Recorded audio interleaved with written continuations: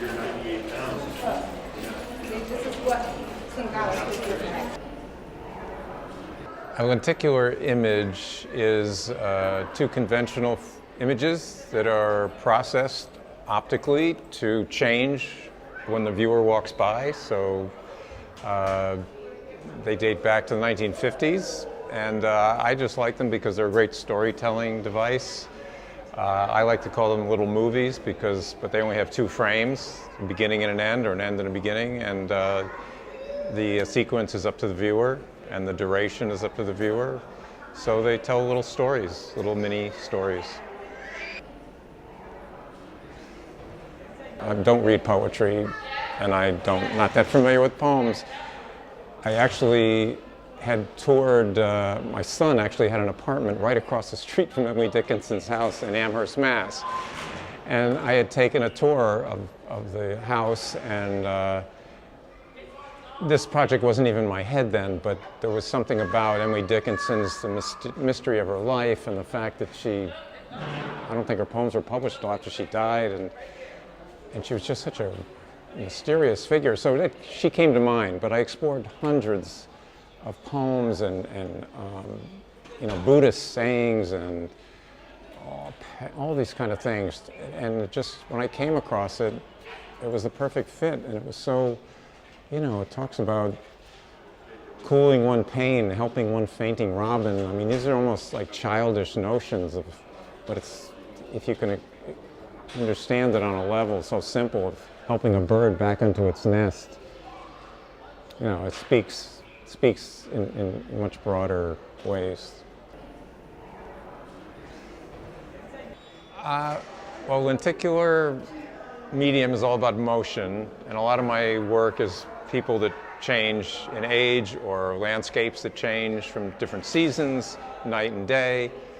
And I thought the concept of a silent poetry reading would be pretty unique. So sign language, and I've been fascinated by it, I don't know it, but watching it on TV, to me it's a beautiful language. I mean, it's visual. The hand movements, I've always been fascinated with hands anyway. A lot of my lenticulars use hands because they're so expressive. And this can mean something, and this can mean something, and this, the whole. So to combine the two seemed the perfect combination of poetry and visual poetry and literary poetry. Well, initially I think they're going to be hopefully engaged by just the visual. Oh, look, the picture changes. You have to move back and forth. This is a lenticular shuffle. So people are standing in front of it. They have to do this to see the movement. Or they walk by and then they realize something's moved. So not only does it move, I want it to move them. And they do move physically, which is nice. So they're physically engaged already. They have to do this. They are moved. But then if they get into it and they see the little poem under each picture to understand which word that person is signing, like I and one, then hopefully they'll be moved by the poetry itself, which is Emily Dickinson's work, not mine.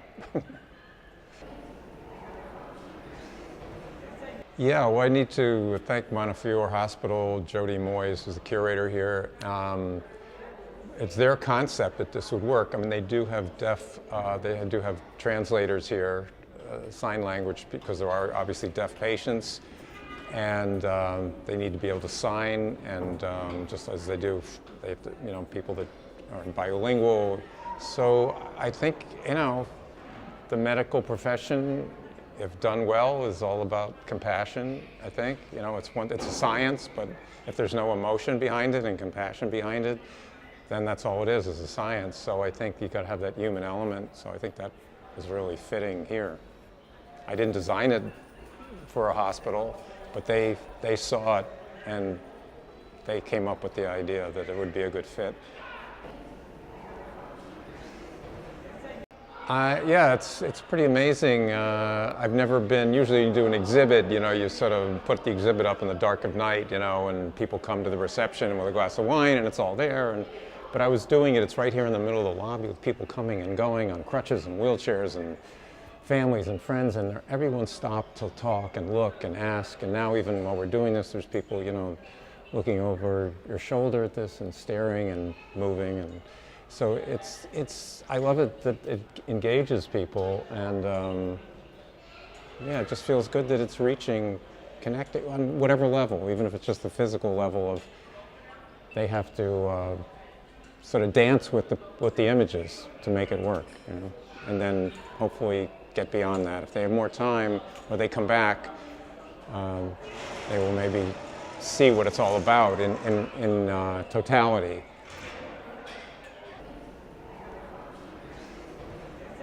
Yeah, and there was something else that preceded all this in my head. You know, I was trying to figure out what you could distill life's mission or whatever. And I used to hear soldiers interviewed after a war or something, and they'd say, you know, why are you going back again? They'd re-enlisting, or they're going back for a third or fourth tour. And they said, do you really believe in this cause? I mean, is this really something they got? It's got nothing to do with the cause. I'm going back to look out for the other guy. And that seems to be it's a military notion. It works with a lot of things, but it's looking out for the other guy, you know, and there's what other better reason to be here, you know, to look out for the other guy, and that poem says it so well.